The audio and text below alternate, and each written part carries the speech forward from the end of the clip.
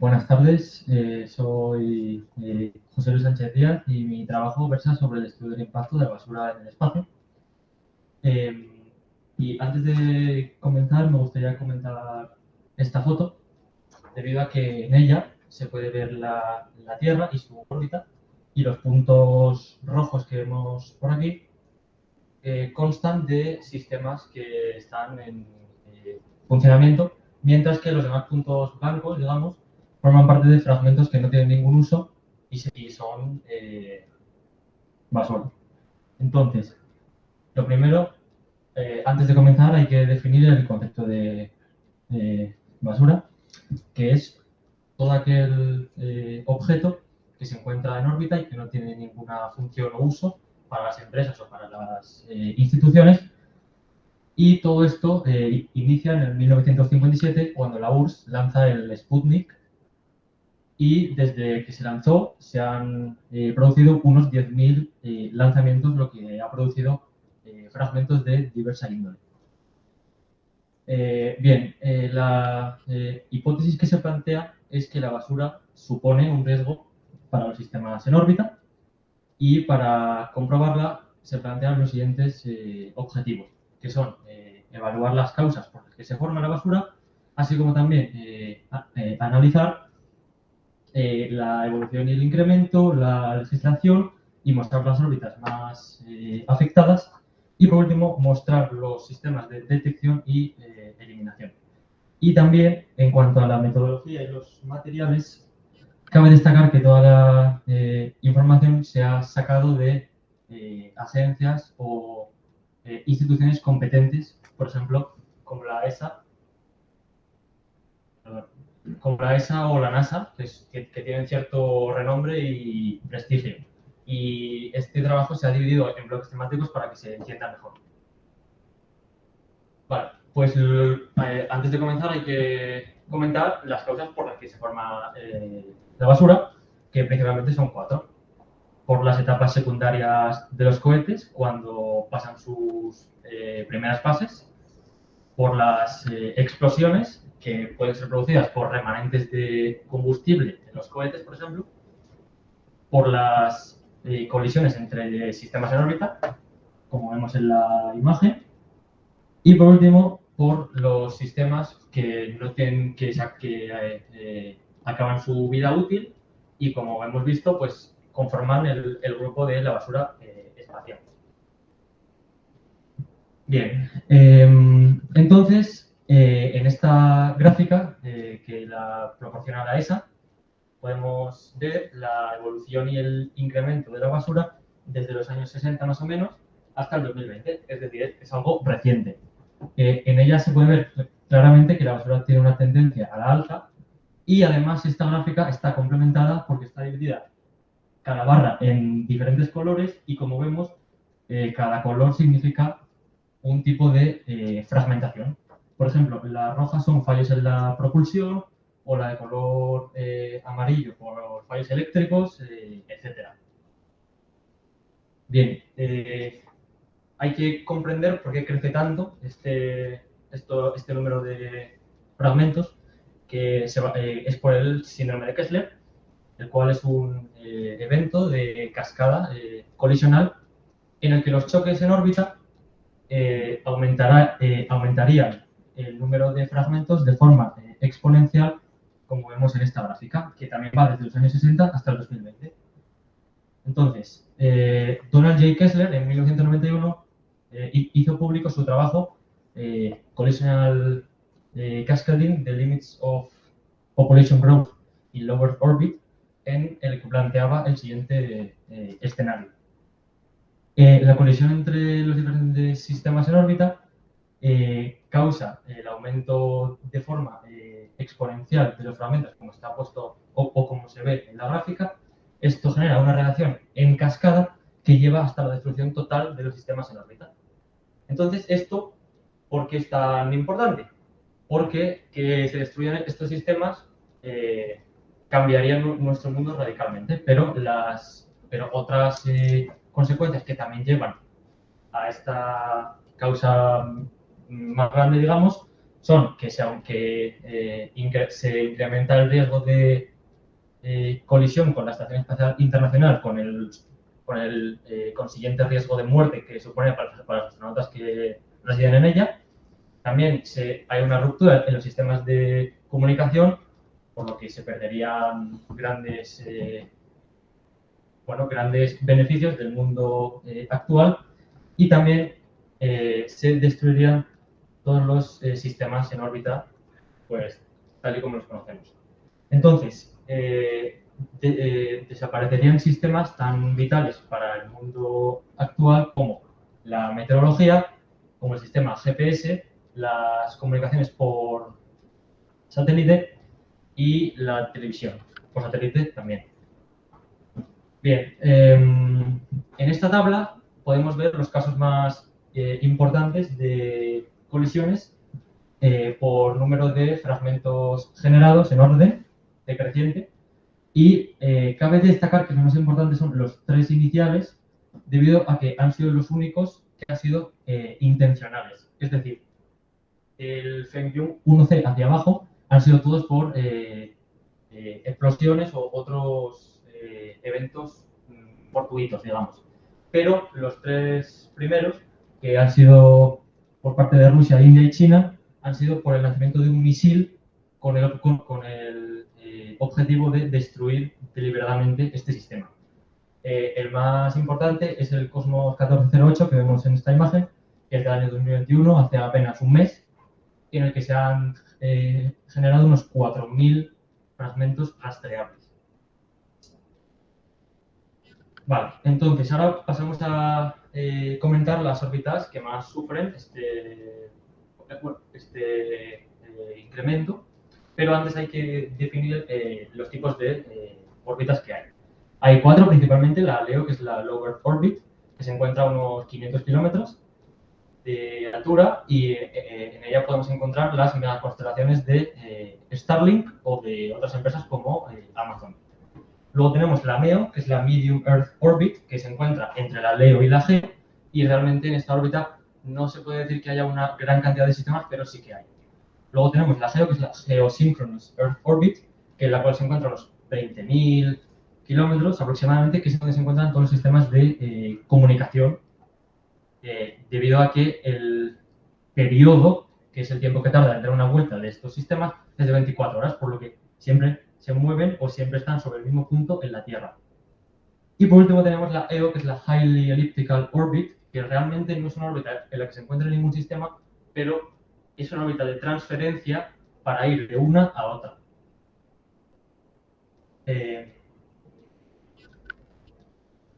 Bien, en esta gráfica, la cual mide la densidad de basura con respecto a la altura en kilómetros, se puede ver que la órbita que más densidad tiene sería la LEO, por lo que se puede deducir que la más afectada es la LEO, seguida de la GEO, que tiene también un pico por esta zona, y por último la MEO, que se encontraría en esta zona media de aquí.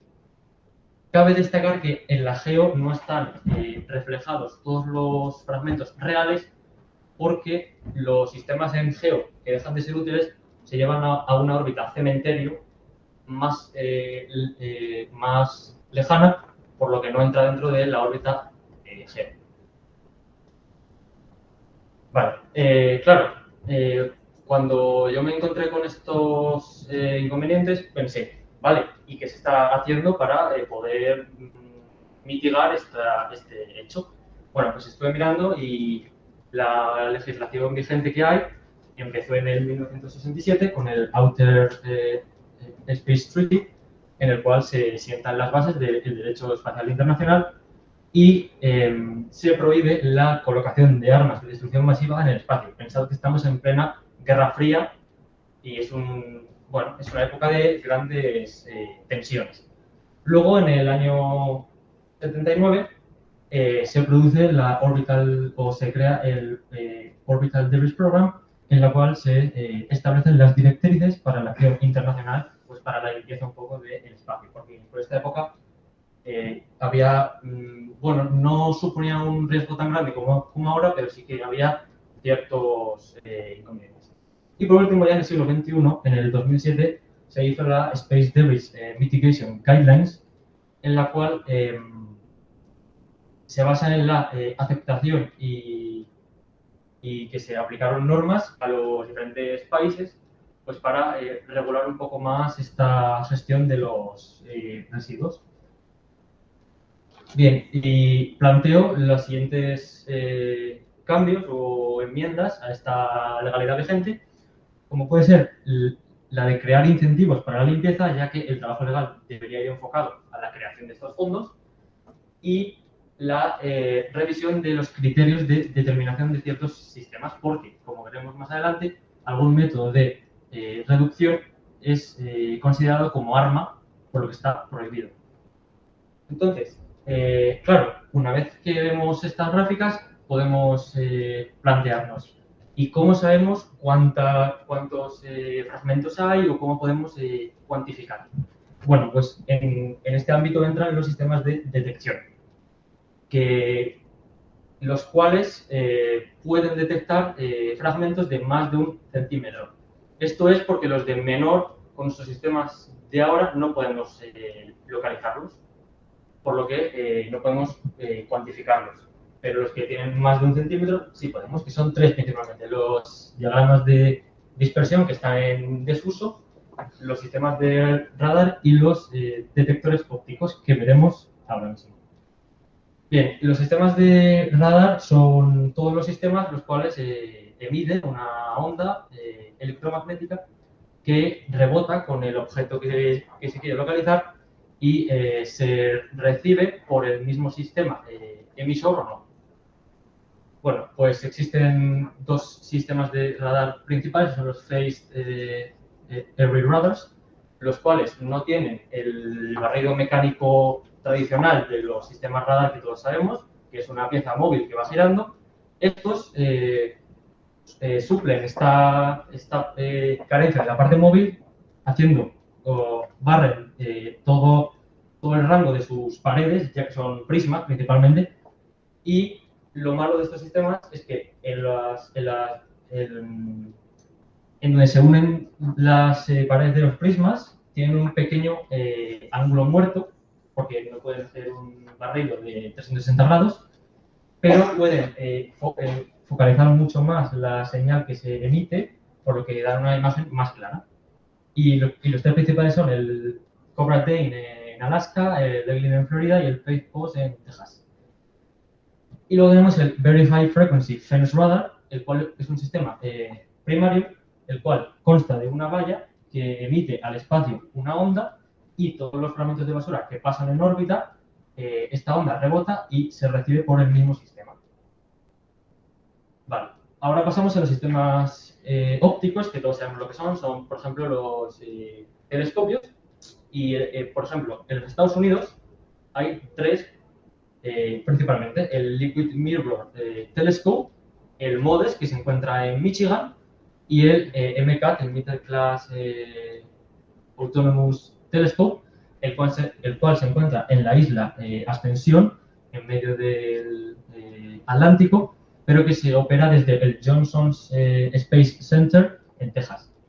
Y en en Europa hay tres principales: el Gran Telescopio Canario, el William Herschel Telescope y el VISTA, el Visible and Infrared Survey Telescope of Astronomy, que se encuentra en Chile, pero se opera desde Alemania. Bien, ahora, una vez que ya tenemos localizados estos fragmentos, claro, surge la cosa de cómo podemos reducirlos o eliminarlos. Bien, cabe destacar que los precursores de estos métodos son los llamados servicios en órbita, en los cuales se probaron los métodos y las tecnologías que ahora mismo se están probando en los métodos de eliminación. Hay tres misiones principales que son la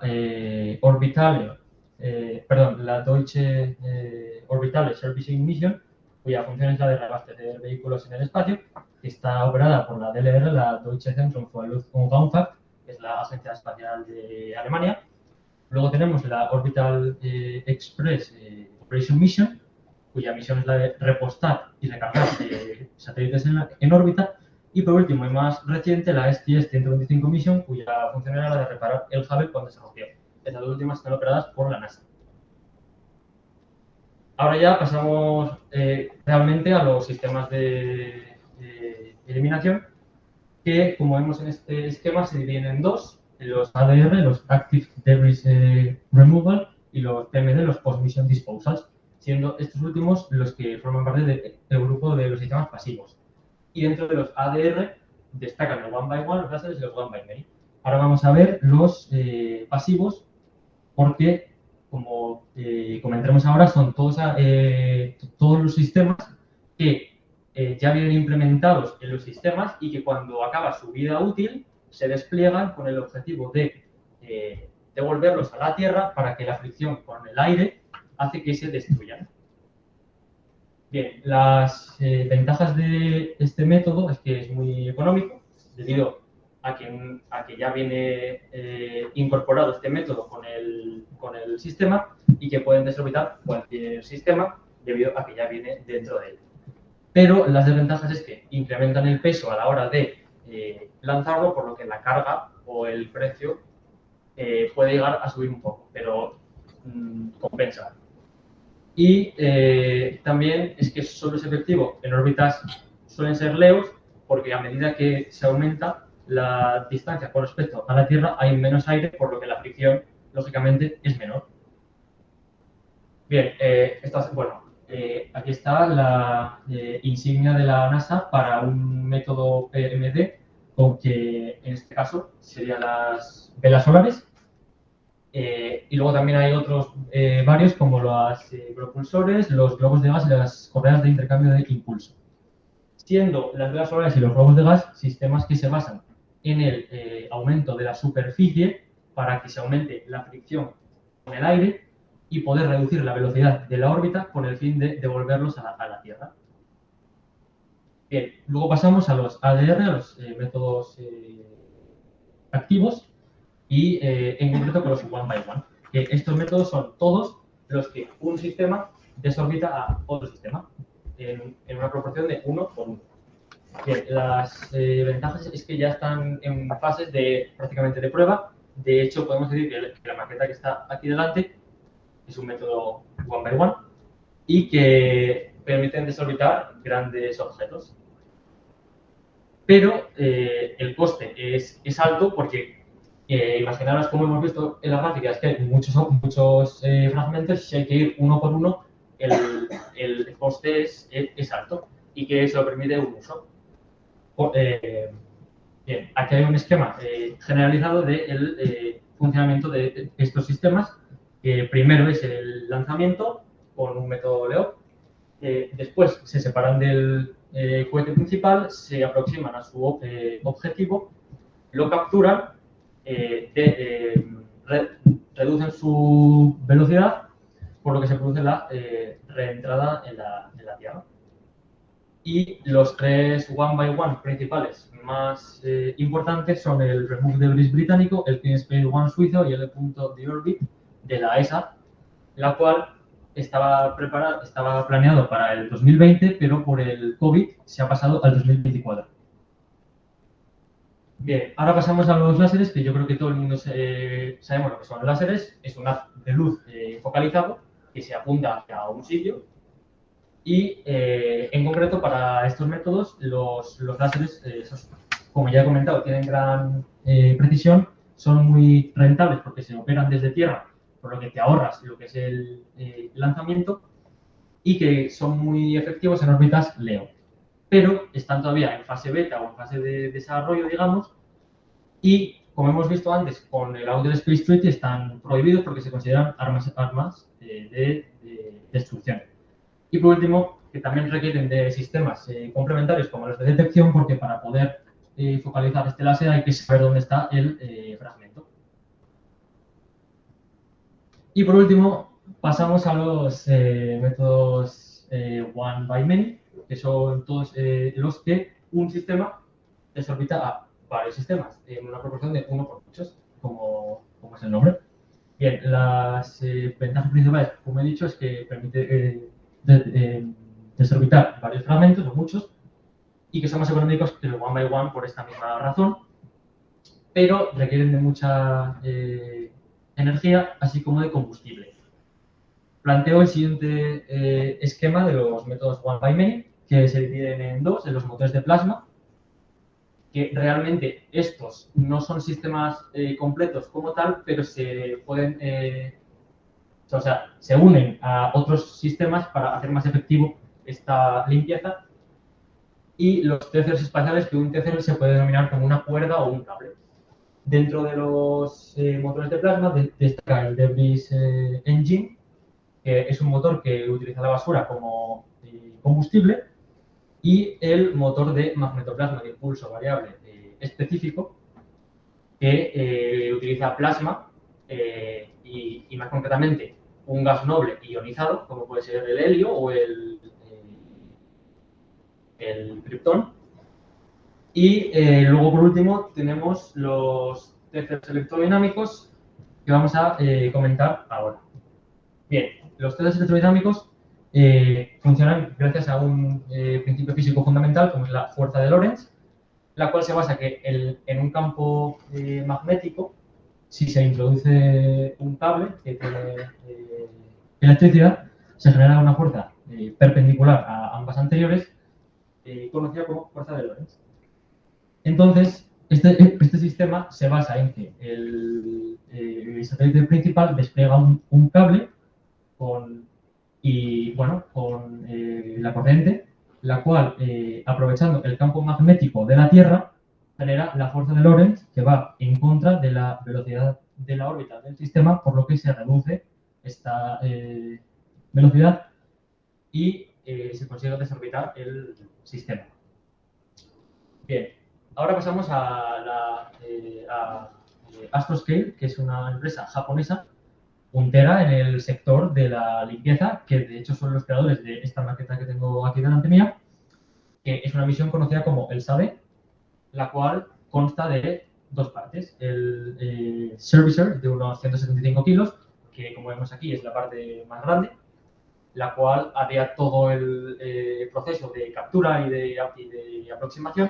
Y luego tenemos el cliente, que es el pequeño, de unos 17 kilos, que tiene la función de basura. Entonces, la misión consta de 7 fases diferentes y a fecha de agosto se han completado 3 de las 7. Y hay un ciclo o un bucle del procedimiento de esta misión, que es, por ejemplo, al principio se libera el cliente, luego el servicer se aproxima al cliente y lo captura. Y esto se produce en diferentes planos de órbita y en el mismo, para que en un futuro se hayan probado ya todos los posibles casos de recogida de basura espacial. Bien, y por último, las conclusiones pasan por comprobar si la hipótesis planteada es verdad o no. Bueno, pues con el síndrome de Kessler y con los datos y gráficas que hemos visto, se puede decir que la basura sí que supone un riesgo para los sistemas en órbita. Luego también se plantea esta tabla en la que se comentan los avances y las mejoras posibles en diferentes ámbitos de este trabajo. En el ámbito de la detección, se puede decir que se han creado muchos detectores a nivel mundial, pero hacen falta mejores sistemas de tracking. Luego, en cuanto al impacto económico, sí que se han reducido los costes de los sistemas, pero todavía hace falta crear un sistema de generación de fondos para esta limpieza. En el ámbito de la reducción o de la eliminación, como hemos visto, sí que hay sistemas bastante innovadores y que podrían tener futuro, pero hay que invertir mucho más recursos en estos métodos. Y por último, un poco como resumen de lo que ya hemos comentado, normas a nivel mundial, y ya es un paso, pero hace falta crear un organismo internacional que regule pues, todas las actividades en el espacio. Y como conclusión final, comentar que si por parte de todo el mundo hay acción, implicación y cooperación, se puede llegar a un desarrollo sostenible de las actividades del espacio, que es al final pues, lo que todo el mundo. Y por último, me gustaría dar las gracias a Ramón, a Gemma y a todos los que han contribuido para que este trabajo pues, se pueda realizar, porque por pequeña que haya sido su acto, todo cuenta.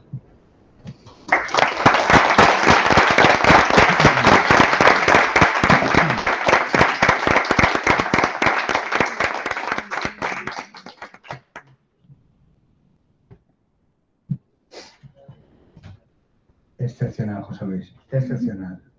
Muy bien. Enhorabuena por tu trabajo y por tu exposición muy clara y la verdad es que muy interesante. Muy interesante. Debería darle a la mano. Bueno, enhorabuena, José Luis. Yo ya me había quedado muy impresionada con el trabajo escrito, me parece muy brillante y la exposición, pues, vamos, ya es un espectáculo con sorpresa y todo, con tu maqueta, una maravilla. En el trabajo, porque quizás en la exposición no se ve tanto, pero haces un recorrido por muchos aspectos físicos que tú no habías estudiado en primero de bachillerato, que has tenido, digamos, que indagar muchísimo, son algunos de segundo de bachillerato, otros de universidad, luego todo este despliegue de las aplicaciones, ¿no? Y hay también un detalle que me ha gustado mucho, parece pequeñito dentro del trabajo, pero es algo que a mí me gusta mucho en un científico. Y es que mencionas los objetivos de desarrollo sostenible, la importancia de que las comunicaciones lleguen también a las personas más desfavorecidas, que la educación también llegue a todos. No sé, es como un detalle en un trabajo tan técnico que lo hayas incluido. Y para mí es muy importante que un científico tenga valores, porque no sé, si no los tuviera sería muy peligroso. Así que yo te veo aquí un gran científico. Desde luego, para mí es un honor darte clase. Y bueno, no sé si hacer preguntas o... Sí, ¿te quieres hacer alguna pregunta? Sí, luego, si acaso, habla. Ah, vale. José Luis, enhorabuena por la exposición de trabajo. Voy a empezar yo con las preguntas, entonces. Porque a los que nos gusta lo hablábamos antes, ¿no? A mí me gusta mucho la ciencia ficción y yo ya había oído ya de los eventos de Kessler, ¿no? Como uno de los posibles fines del mundo, ¿eh? No, por daros ánimo a todos. Y me gustaría saber cuál es en tu opinión, ante qué estamos más cerca. Es decir, yo entiendo que cada vez dependemos más del espacio para todo esto. Incluso vamos a tener algún de la imprescindibilidad del espacio hoy en día. Entiendo que pues muchas veces, incluso como queremos hacer desde el instituto, pues lanzas un nanosatélite y confías en que luego eso vaya cayendo, claro, que van a una órbita LEO, vaya cayendo y la órbita, o sea, el rozamiento con la atmósfera lo vaya destrozando, ¿no? Pero claro, es que no dejamos de lanzar cosas, ¿no? Incluso hay que recordar lo que has comentado, de Rusia hace un mes lanzó un misil para cargarse un satélite suyo, ¿no? Entonces, no sé, ¿tú cómo valoras? Si estamos más cerca de que haya un evento de Kessler así que acabe con todos nosotros o que podamos regularlo algún día para evitarlo. Bueno, sí es verdad que cuando comento un poco lo del síndrome, se me olvidó matizar que cuando se llega a cierto punto en ese nivel de fragmentos se llega a una densidad crítica, que es ese punto en donde cualquier sistema que se ponga en órbita queda destruido. Y también que en el 2015 se le preguntó a Kessler por si se había llegado o no, y dijo que sí. Entonces, bueno, yo creo que es algo que hay que tener presente porque, como ya bien hemos visto, las actividades en el espacio no pueden reducirse porque perderíamos sistemas vitales para el mundo de ahora, como el GPS o la meteorología, por ejemplo. Pero lo que sí que hay que buscar es una manera de mitigar esos malos efectos que puede causar con el objetivo de, como ya he dicho, de para que las actividades sean lo más sostenibles posibles, para que el entorno sea limpio, digamos. En tu opinión, yo lo que veo es que muchas veces para evitar problemas metes redundancia. Por ejemplo, vamos ahora con lo de los GPS y todo esto, ¿no?